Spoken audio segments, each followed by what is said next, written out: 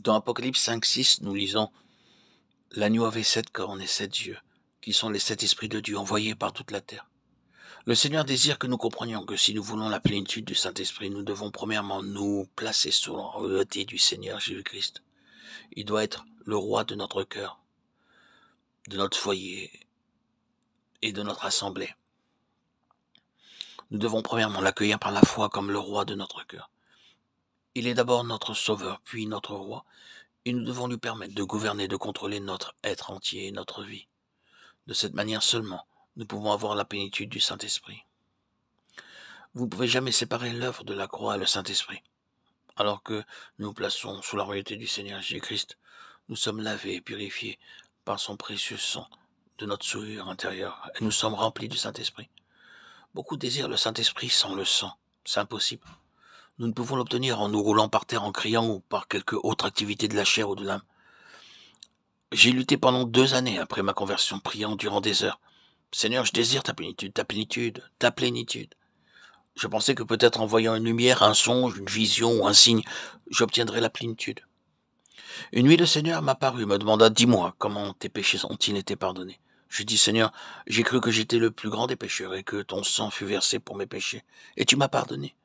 Le Seigneur dit, alors maintenant, crois que tu es la plus faible des personnes, et tu auras ma puissance. Tout à coup, je réalisais que je devais dépendre du Seigneur pour chaque mot que j'aurais à prononcer.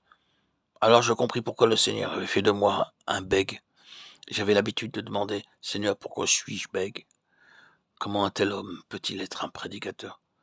Je ne peux pas exprimer librement mes pensées, les mots ne sortent pas de ma bouche, et je suis sans secours et gêné. Mais le Seigneur dit, tu dépends de moi.